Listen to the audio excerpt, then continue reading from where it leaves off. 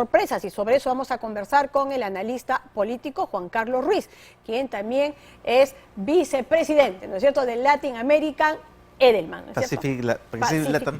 Pacific Latam. Aquí está con nosotros Juan Carlos Ruiz. Juan Carlos, buenas noches. Como decíamos, una semana complicada, pero si hay algo que ha llamado la atención, ha sido estas coincidencias respecto a las votaciones para el Tribunal Constitucional, ¿no? Que más allá de otras discusiones, otras polémicas, lo que llama la atención es que hay esta pues correlación de fuerzas, ¿no? Coincidencias, Perú Libre, Avanza País, ¿no? Fuerza Popular. ¿Cómo explicas esto? ¿Y cuál es el mensaje detrás y por qué tenemos que mirar bien esto? Esta nueva correlación de fuerzas que se da aparentemente solo en el Congreso y la elección del Tribunal Constitucional es evidentemente la mejor demostración de esto. Quiere decir que hay un pensamiento conservador, hay grupos conservadores que empiezan a ponerse de acuerdo. Más allá del partido en el cual pertenezcan o de las diferencias partidarias, digamos, ¿no?, que tienen o intereses particulares, lo que los une, y finalmente descubren que los une algo, es un pensamiento conservador respecto a la economía, respecto a la educación, respecto a la salud, respecto a la distribución del poder. A la economía no sé qué tanto, pero en todo caso respecto a... Pero sí, claro, coinciden en que no tienen alternativas económicas para el país, no tienen que decir. Pero esto también les ha permitido, y esto es algo que creo que esta elección del TC es la primera demostración política de lo que yo diría que es el final de una dicotomía que ha manejado nuestro pensamiento político en los últimos 30 años, que eran el fujimorismo versus el antifujimorismo. Todo se dividía en esa dicotomía. Esa dicotomía con la elección del TC se diluyó. Pero es porque hay realmente estas coincidencias, porque hay otros que sostienen que, en verdad, aquí lo que los podría unir es una especie de anticaviarismo. Ese rival, ¿no es cierto?, es tan fuerte para ambos que eso es lo que ha hecho que terminen de alguna manera, pues, teniendo estas coincidencias. Nuestra política en general, o el pensamiento político, al otro lado, es ¿no?, por negación al inicio, ¿no? Siempre hace 30 años que venimos votando por negación, planteamos cosas por negación, pero eso no quiere decir de que no exista la posibilidad que empiece eso a construir puentes de gobernabilidad. Es decir, y de hecho tengo información, por lo que me he enterado esta semana, de que esa correlación de fuerzas no solamente se da al interior del Congreso, sino que estaría justamente permeando hacia el Ejecutivo, de tal manera que... Para convocar, en todo caso, tú dices, ministros y primeros ministros... O el reemplazo del gabinete Torres, para empezar, Así ¿no? es. Torres sabemos que hace 4 semanas presentó su carta de renuncia al presidente, el presidente le dijo, aguante Torres, todavía no, y la verdad es que no tenían la alternativa, le plantearon el tema a Pablo Cateriano, aceptó, ¿no es cierto? Al final el otro lado, Cerrón, dijo de ninguna manera. Pedro.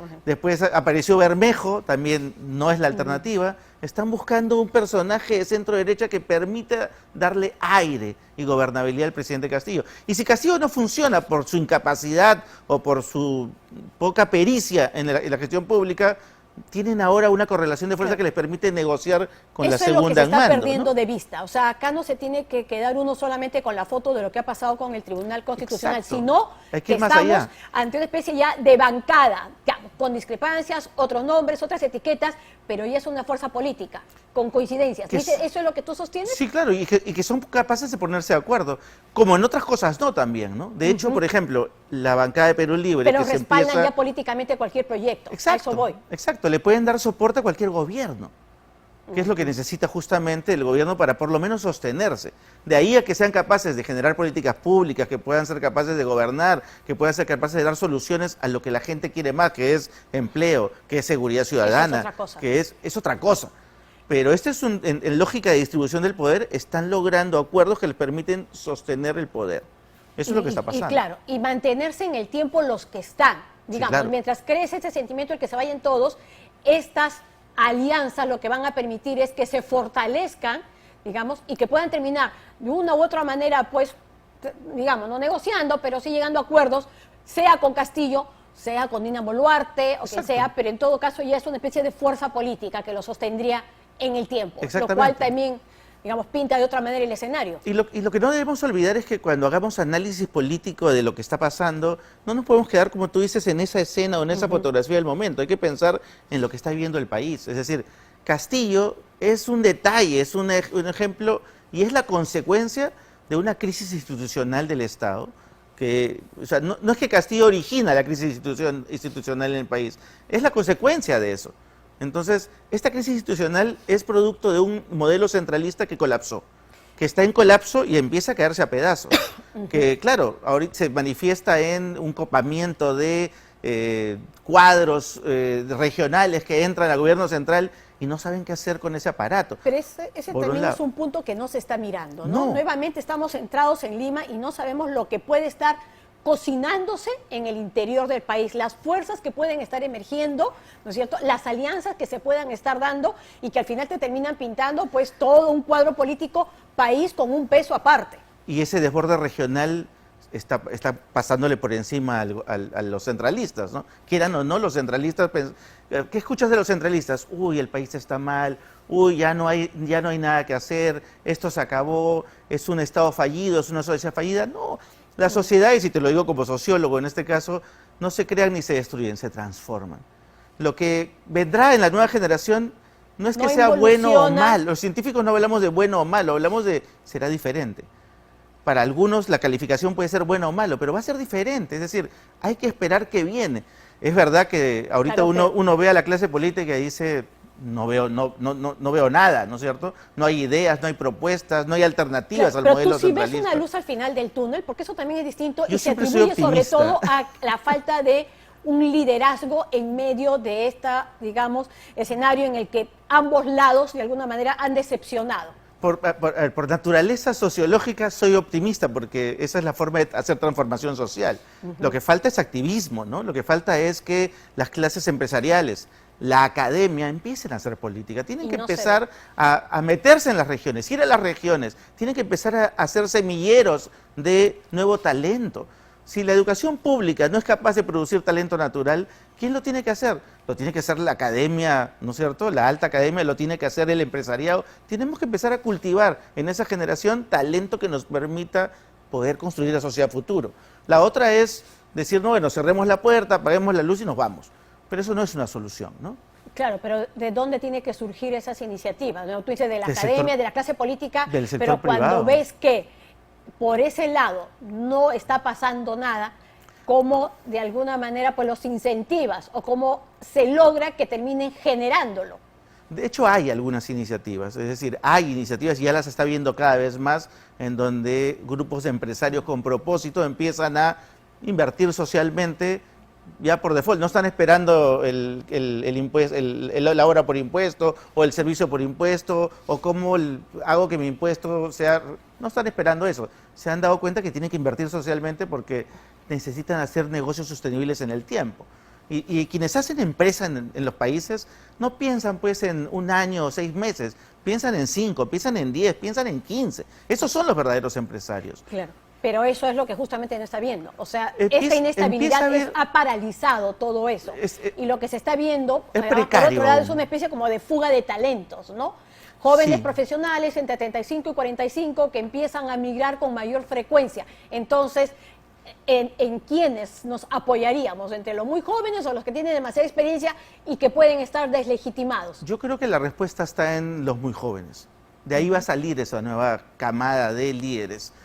Queramos o no, los que están ya de la clase política que empiezan a aparecer, pero yo creo que va a haber toda una camada de líderes regionales, populares, que no los vemos ahorita, no los tenemos. Así como Castillo salió de la nada y apareció en la escena política y electoralmente irrumpió, así aparecerán los líderes regionales, populares en las distintas regiones, en el norte, en el sur, en oriente, en el centro. Hay que ir a buscarlos. Tú eres parte precisamente de una empresa o de un grupo en el que tiene que hacer este tipo de estudios al interior del país, diagnósticos. ¿Se advierte este tipo de liderazgos, además con vocación democrática en el interior del país, con esa fuerza? Sí, está habiendo intención de empezar a hacer sistemáticamente varios estudios, y esto financiados desde la empresa privada, para empezar justamente a detectar este tipo de insumo, este tipo de tendencia, digamos, que puede existir entre jóvenes, entre líderes, nosotros le decimos stakeholders, ¿no? Los grupos de interés locales. Eso hay. De hecho, nosotros con Edelman se hace el famoso estudio, el barómetro de la confianza, que se hace a nivel mundial. El último barómetro lo que dijo es que después de la pandemia, o sea, el resultado de la pandemia fue que los ciudadanos del mundo, no solo Perú, pero del mundo en general, tenían más confianza. La persona en la que más confianza era el líder, el jefe o el líder de la empresa en la que trabajaban. Porque le habían perdido la confianza al político, le habían perdido la confianza al medio de comunicación, le habían perdido la confianza al actor en general de la sociedad civil, pero no al jefe de la empresa, que era el lugar más seguro. ¿Por qué? Empleo, trabajo, alimentación. ¿Qué es lo que está faltando? Y precios están subiendo además. Y para cerrar, ¿qué opinas de la denuncia de Samir Villaverde? A ver, yo creo que hay que investigarlo, ¿no? Pero pruebas, es decir, pasa igual que con Carelín, o sea, hay mucha narrativa respecto del deterioro, lo precario que puede ser el presidente y lo corrupto que podría ser el presidente, pero hasta ahorita no aparecen las pruebas. No hay ningún audio que demuestre que... Espero que en esas 8 horas, si es que realmente el presidente es un corrupto, como dice Samir Villaverde, espero que en esas 8 horas de audio que dice que tienen aparezca la voz del presidente, porque eso sería justamente lo que lo vincule. Aparentemente no hay, y en tal caso si estuviese, ¿por qué no apareció antes, no? Entonces eso es lo que siento debilidad. Entonces, cuando jugamos con narrativas, el problema es que las narrativas pueden tener un impacto inmediato en el momento, pero si no vienen las pruebas, si no vienen los hechos, eso se diluye y se pierde. Y es como el cuentito... Y afecta la confianza. Es como el cuento del pastor con el lobo, ¿no? Que a la primera dices, es el lobo, a la segunda también, a la tercera también, a la cuarta nadie te hace caso, ¿no? Sí, y bueno, y esperar que sale de todo caso de la investigación, porque se podría estar manejando también con más reserva. Tiene que investigarse y con todo el peso de la ley. Ok, ¿no? Bien, muchísimas gracias por haber estado con nosotros. Y en nuestro caso nos vamos a una brevísima tanda comercial, pero no se...